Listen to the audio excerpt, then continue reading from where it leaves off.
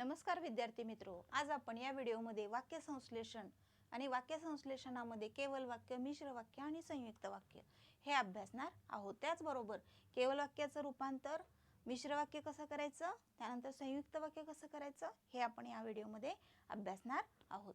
या चॅनलवरती नवीन असाल तर सबस्क्राइब करा।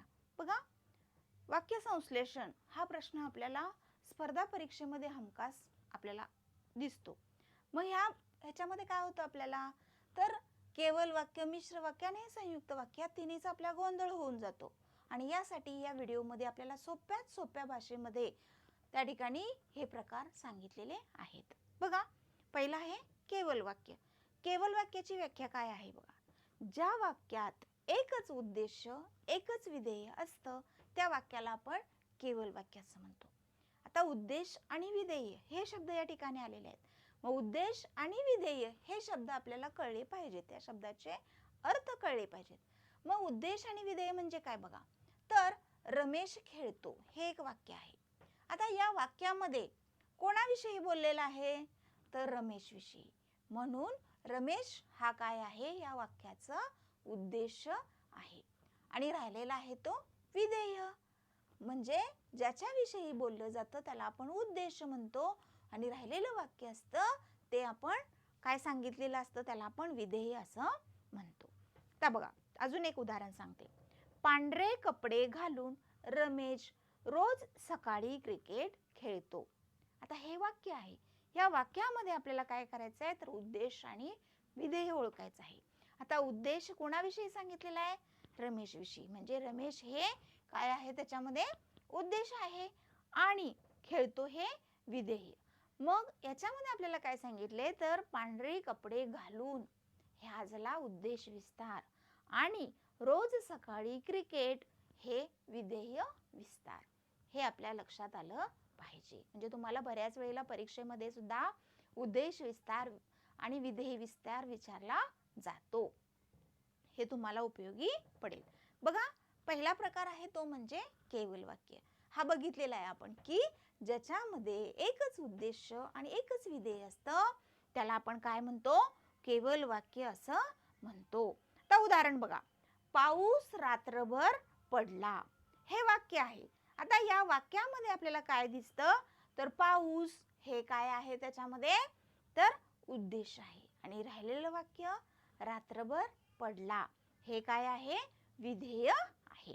तर दुसरं एक उदाहरण बघा, झाशीची राणी लक्ष्मीबाई अतिशय शूर होत्या हे सुद्धा वाक्य काय आहे, तर आपल्याला केवल वाक्याचं उदाहरण आहे। म्हणजे एकच वाक्य असतं, त्यामध्ये उद्देश आणि विधेय एकच असतं।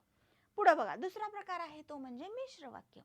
मिश्र वाक्य म्हणजे काय बघा, जेव्हा दोन किंवा अधिक वाक्य जोडण्यासाठी उभयान्वी अव्ययाने असतात, उभयान्वी अव्ययाचा वापर केलेला असतो त्याला आपण काय म्हणतो, मिश्र वाक्य म्हणतो। अजून एक मिश्र वाक्यामध्ये लक्षात ठेवण्यासारखी बाब आहे ती म्हणजे दोन वाक्य जी असतात त्याच्यामध्ये एक वाक्य असतं प्रधान वाक्य आणि दुसरं असतं गौण वाक्य। मग प्रधान वाक्य आणि गौण वाक्य ही दोन वाक्य जोडण्यासाठी आपण उभयान्वयी अव्ययांचा वापर करतो। आता एक उदाहरण बघूया आपण, आकाशात जेव्हा काळे ढग जमतात तेव्हा पाऊस पडतो। ही दोन वाक्य आहेत बघा, म्हणजे जोडलेलं आहे ते वाक्य, मिश्र वाक्य आहे, ते जोडलेलं आहे म्हणजे मिश्र वाक्य आहे।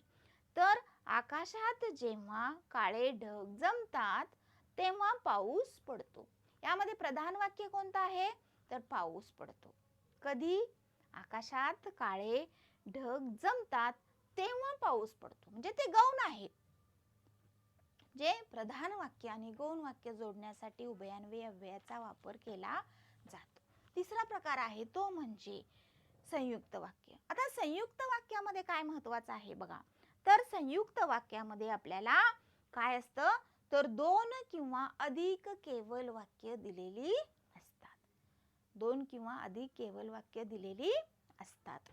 अजून ही वाक्य प्रधानत्व उभयान्वयी अव्ययाने जोडलेली असतात। आता गौणत्व सूचक उभयान्वयी अव्यय वेगळी आणि प्रधानत्व सूचक उभयान्वयी अव्यय वेगळी।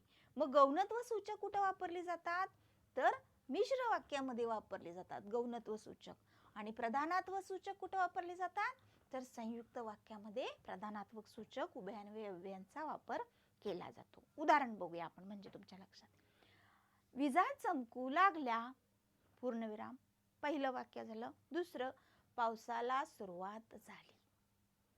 याच्यामध्ये काय कुठलं घालायचंय बघा, उभयान्वयी अव्यय. विजा चमकू लागल्या आणि पावसाला सुरुवात झाली, हे आपल्या लक्षात येतं इथं बघा.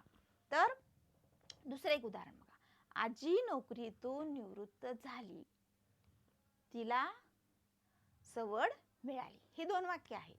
ही दोन वाक्य जोडण्यासाठी आपल्याला काय करायचंय, प्रधानात्मक सूचक उभयान्वयी अव्ययाचा वापर करायचा आहे. उदाहरण आता ते कुठलं आपण वापरणार आहे बघा. आजी नोकरीतून निवृत्त झाली म्हणून तिला सवड मिळाली. आलं लक्षात?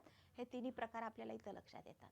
परीक्षेला काय होतं बघा, तर केवळ वाक्य करा, मिश्र वाक्य करा, संयुक्त वाक्य करा, असे प्रश्न आपल्याला विचारले जातात. तेव्हा आपण काय करायचंय बघा, तर वाक्य रूपांतर करताना केवळ वाक्य कसं तयार करायचंय. आता केवळ वाक्य म्हणजे एकच वाक्य असणार आहे, त्याच्यामध्ये उद्देश आणि विधेय एकच असतं. बघा, आजी गुळगुळीत रस्त्यावरून चालत होती, हे एक वाक्य झालं. दुसरं, तिचा पाय घसरला. तिसरं वाक्य, ती पडली. ह्या तीन वाक्याचं आपल्याला एकत्रीकरण करायचंय, म्हणजे संकलन करायचंय. कसं करणार, आजी गुळगुळीत रस्त्यावरून चालताना पाय घसरून पडली. लक्षात आलं? त्यानंतर अजून एक उदाहरण बघा. रवींद्रनाथ टागोर हे थोर कवी होते. रवींद्रनाथ टागोर यांनी गीतांजली हे काव्य लिहिले. तर रवींद्रनाथ टागोर हे थोर कवी होते, हे एक वाक्य आहे. दुसरं आहे, रवींद्रनाथ टागोर यांनी गीतांजली हे काव्य लिहिले. ह्या दोन वाक्याचं आपल्याला एक वाक्य करायचंय, कारण केवळ वाक्य म्हणजे एकच वाक्य असतं. आता कसं होणार आहे बघा, थोर कवी रवींद्रनाथ टागोर यांनी गीतांजली हे काव्य लिहिले, असं आपल्याला केवळ वाक्य करता येतं. त्यानंतर दुसरा आहे तो म्हणजे मिश्र वाक्य. कसं करायचंय, आता आपल्याला गौणत्व सूचक उभयान्वयी अव्ययाचा वापर इथं करायचा आहे. आई म्हणाली, मोड आलेल्या खूप धान्यात प्रथिने असतात. आता इथं काय करायचंय आपल्याला, की आई म्हणाली की मोड आलेल्या धान्यात प्रथिने असतात. दुसरं उदाहरण बघा. आमचा उत्साह व आमचे स्मरण वाढावे, आम्ही शीर्षासन करतो. ही दोन वाक्य आहेत. ह्या दोन वाक्याचं आपल्याला काय करायचंय, मिश्र वाक्य करायचंय. मिश्र वाक्य करताना काय करायचं सांगितलंय, गौणत्व सूचक. ती कोणती आहेत, तर त्याच्यामध्ये आपल्याला कसं करता येतं बघा मिश्र वाक्य. आमचा उत्साह व आमचे स्मरण वाढावे म्हणून आम्ही शीर्षासन करतो. पुढं तिसरं आहे संयुक्त वाक्य. कसं करायचंय, तर उदाहरण बघा एक त्याच्यामध्ये. आता इथं प्रधानात्व सूचक उभयान्वयी अव्यय वापरायची आहेत. उदाहरण बघा. नाटकाची तिसरी घंटा वाजली, नाटकाला सुरुवात झाली.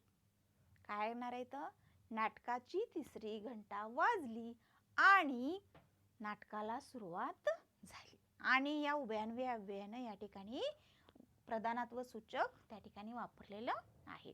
अजून एक उदाहरण बघा. वाटेत धो धो पाऊस लागला, पूर्णविराम, मला यायला उशीर झाला. तर या ठिकाणी काय केलेलं आहे, वाटेत धो धो पाऊस लागला म्हणून मला यायला उशीर झाला. हे आपल्याला इथं संयुक्त वाक्य करता येतं.